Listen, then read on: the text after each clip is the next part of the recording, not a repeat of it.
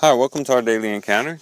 Today we finish up the Sermon on the Mount, and there are several different ways to divide up the Sermon on the Mount.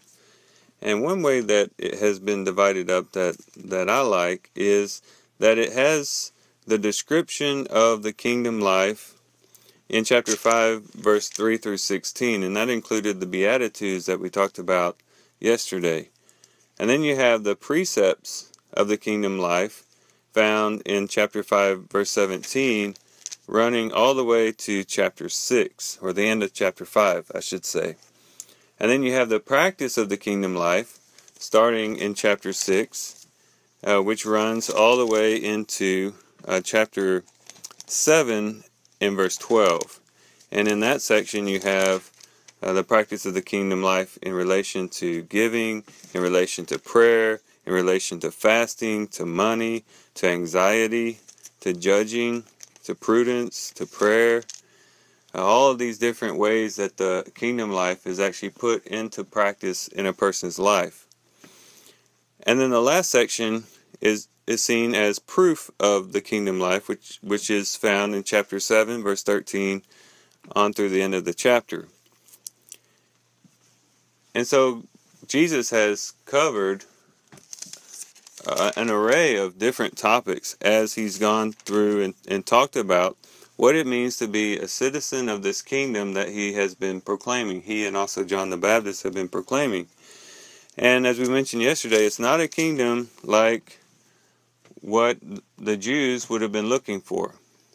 It's a kingdom in which a kingdom that is built upon a person's character, upon a person's obedience, upon a person's practice of various spiritual disciplines.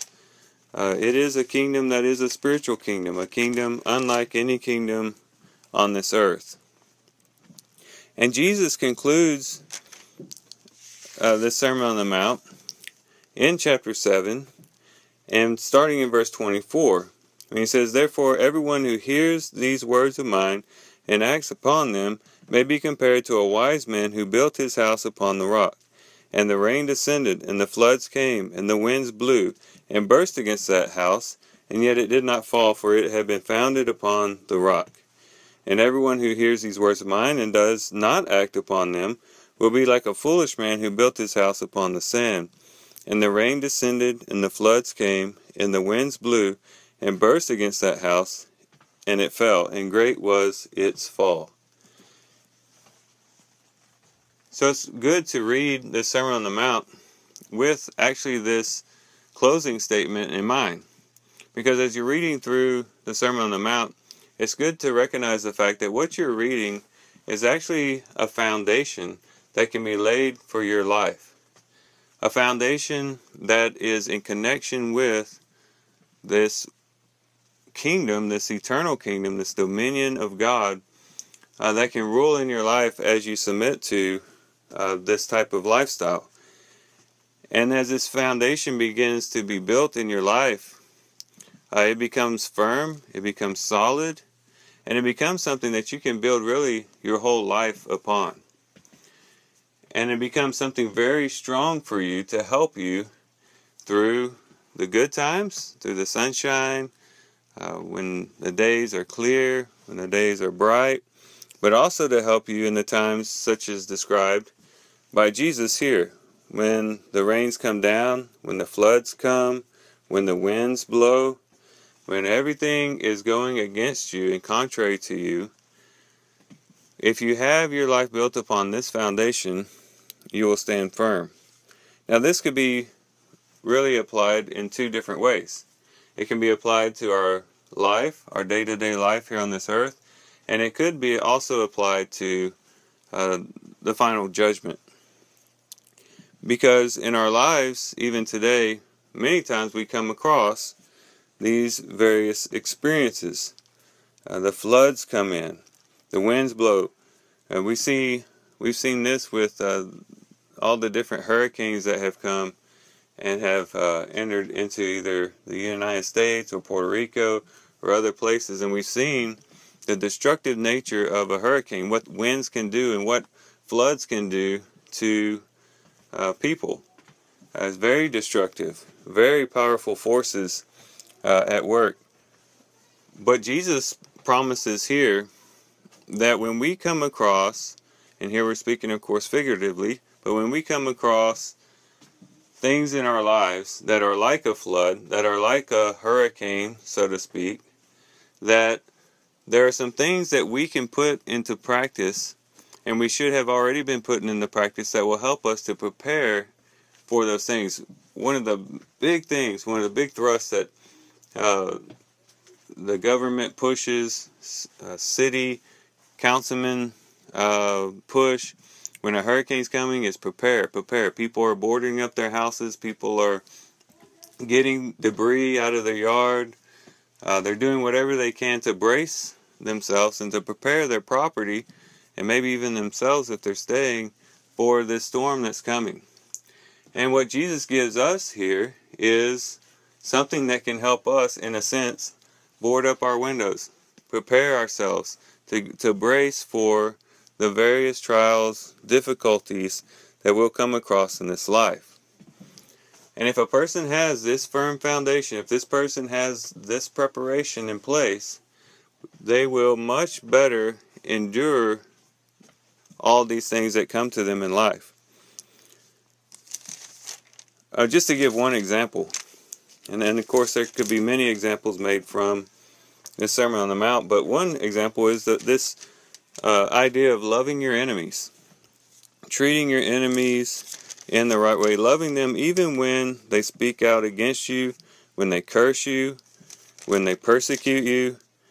Loving your enemies is a wonderful principle for life, and one that will help you when you engage in encountering difficult people. Because that's one thing I think that we can all be assured of, that at some point in our lives, someone's going to come up who has a difficult personality. Someone that we have to deal with that might even act in opposition against us for various reasons. It might be because of our faith, or it might just be a personality conflict. But it's pretty much inevitable that someone you encounter is going to be someone that you have to deal with that is very, very difficult. And this principle of loving your enemy is one that will help you through that, because it gives you the proper perspective during that scenario.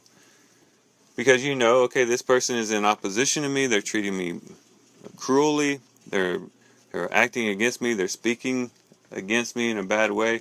Well, you know what? Jesus' words have already prepared me for how to respond to this. I'm going to love the person. If they become hungry, I'm going to feed them. If they become thirsty, I'm going to give them something to drink.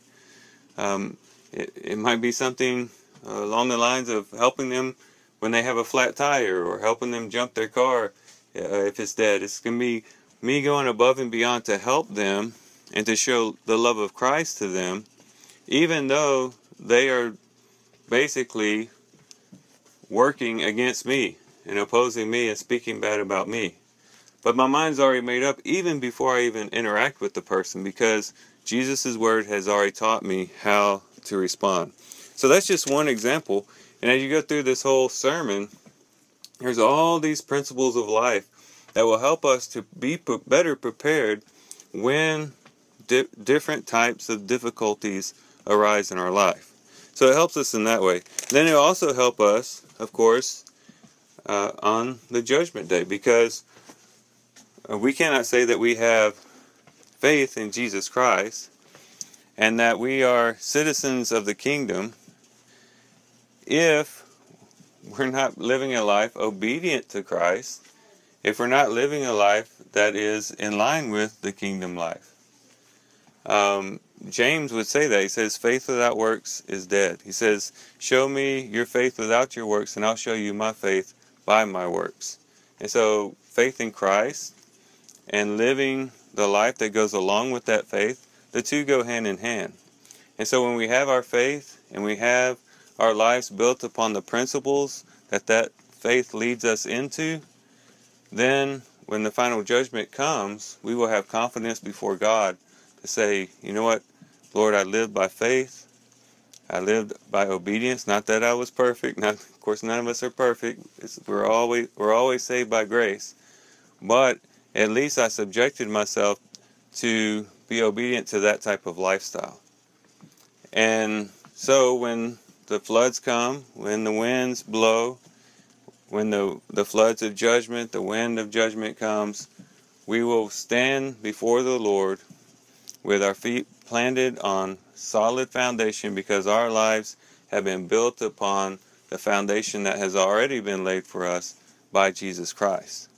And so this Sermon on the Mount is very, very important and very, very helpful to us, both spiritually and practically. So hopefully these thoughts have been helpful to you today. I thank you guys for listening in today.